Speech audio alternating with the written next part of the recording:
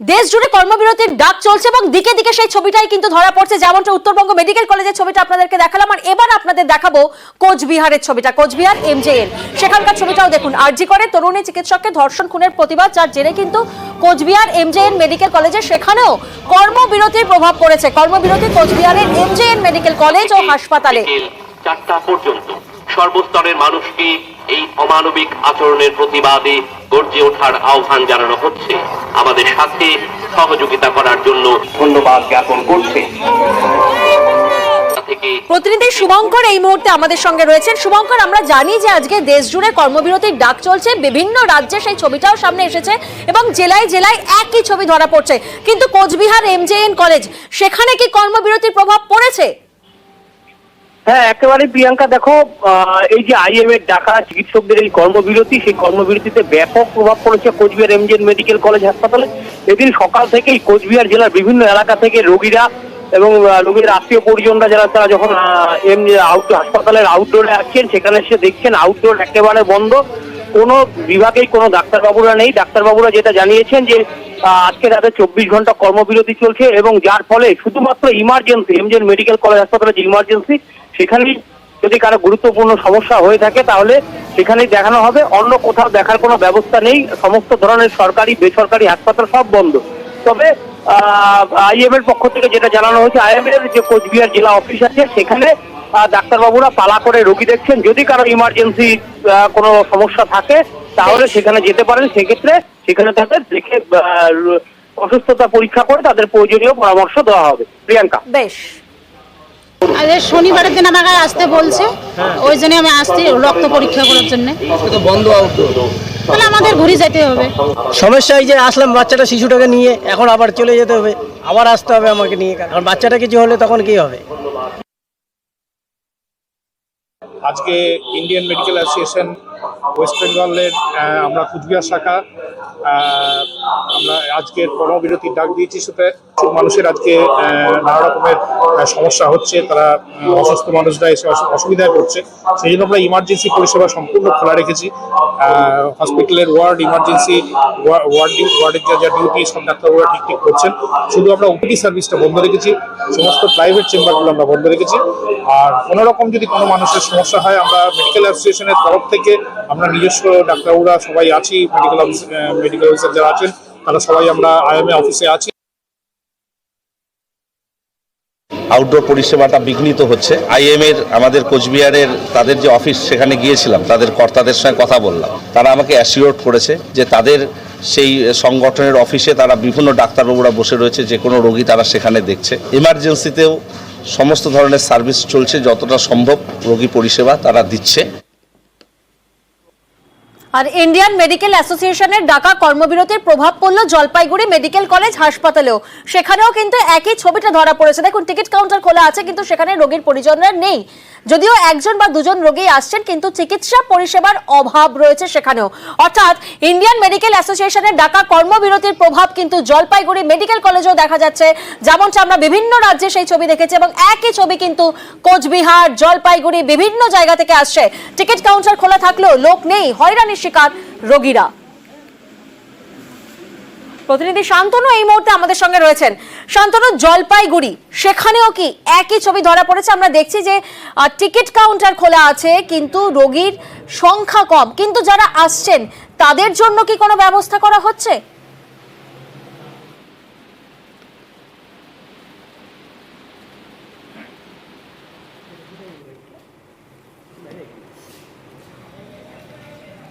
শান্তনু থেকে আমরা শুনবো, কিন্তু তার আগে একবার শুনি রোগীরা কি বলছেন। ডাক্তার নাকি বুঝবেন না, কারণ জানা আছে? কারণ তো বলেননি। কোন ডাক্তার দেখাতেন? স্বপন ডাক্তার। এখানে বলবো বন্ধ হবে না, বুধবারে এসে ফিরে গেলাম যে শনিবার আসে না, আজকেও বন্ধ। কি করবো, এই ঘুরে ঘুরে খালি পয়সা খরচ। কাউন্টার বন্ধ, টিকিট দিচ্ছে না। আচ্ছা, এখন কি ইমার্জেন্সি? হ্যাঁ, এখন ইমার্জেন্সিতে দেখাবো বাচ্চা। ঠিক, কোথা থেকে এসেছেন আপনি? আমি তালমার থেকে এসেছি। টিকিট কাউন্টার বন্ধ আছে শুনছি, আবার ডাক্তাররা বসছেন না আউটডোরে, এটাই দেখে ঘুরে চলে যাচ্ছি এখন। এবং জলপাইগুড়ি মেডিকেল কলেজের পর এবার আপনাদের ছবিটা দেখাচ্ছে ইসলামপুর মহকুমা হাসপাতাল। ইসলামপুর মহকুমা হাসপাতাল, সেখানেও কিন্তু একই ছবি ধরা পড়েছে।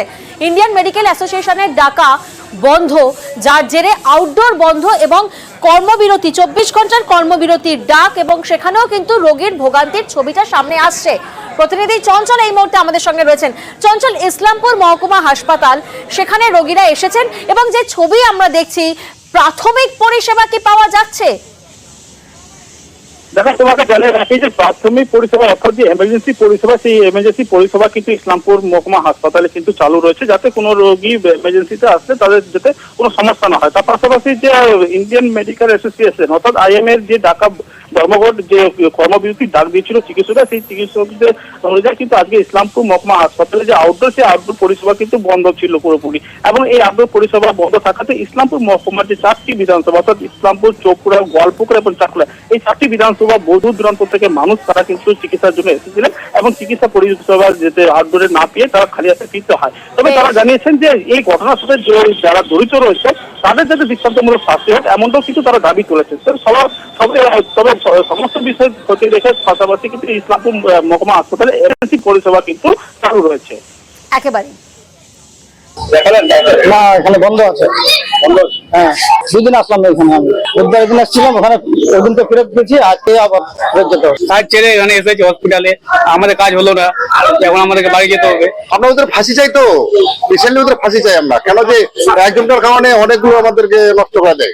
আজকে যে বন্ধ আছে, এটা আমাদের রিসেন্টলি দরকার। খানের ব্যাপার, আমার দেখাতে আসলাম ডাক্তারকে, কিন্তু দেখাতে পারলাম না, হয়রানি হচ্ছে আমি।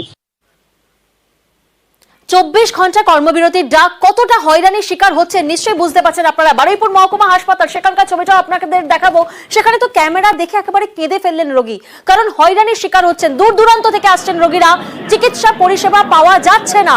বারুইপুর মহকুমা হাসপাতাল, সেখানেও বন্ধ আউটডোর, একই ছবি ধরা পড়েছে। চরম ভোগান্তিতে রোগীর পরিবার। নিউজ 18 বাংলার ক্যামেরা দেখে একেবারে কেঁদে ফেললেন রোগীর পরিবার। অনেক এত অসুবিধা হচ্ছে, তো এরকম হচ্ছে কেন? এই তো কি যন্ত্রণা জ্বালা চিরদিন নিয়েছি, ডাক্তার দেখাচ্ছি, ডাক্তার নেই তো কি করবো? কোথায় যাবো আমরা? গরিব মানুষ কোথায় যাবো? অসুবিধা হচ্ছে তো। ডাক্তার আছে হসপিটালে? ওই এখানে তো নেই ডাক্তার, নেই, এমনি রক্ত নিচ্ছে, ডাক্তার নেই, এমনি খালি 2-4 জন ওই ডেট দিয়েছে। এমার্জেন্সিতে গেলাম, ওনারা লিখে দিয়েছে, এখন গিয়েছে ভিতরে, দেখানো হবে কিনা জানি না। হ্যাঁ, অনেক লোক সমস্যা আছে, ফিরে যাচ্ছে। অর্পণ, চরম ভোগান্তিতে রয়েছেন রোগীর পরিবার, বোঝাই যাচ্ছে। টিকিট কাউন্টার বন্ধ থাকলেও রোগীরা তো, তারা তো চিকিৎসা পরিষেবা পেতে হাসপাতালে এসে ভিড় জমাচ্ছেন। কোনো ব্যবস্থা রয়েছে, কোনো সুরাহা রয়েছে? তারা কি একবারের জন্য হলেও, যদি খুব দরকার পড়ে, তারা কি ডাক্তার দেখাতে পারছেন? একদমই জরুরি বিভাগ খোলা রয়েছে, সেখানে 2 জন ডাক্তার নয়, সেখানে 4 জন ডাক্তার রয়েছে। এছাড়াও বিশেষ করে যারা বয়স্ক এবং যারা শিশু, তাদের জন্য চিকিৎসার ব্যবস্থা করা হয়েছে। সমস্ত হাসপাতালে যেমন কর্মবিরতি চলছে, তেমন বারুইপুর হাসপাতাল, 2টি হাসপাতাল রয়েছে পাশাপাশি 100 মিটারের দূরত্বে।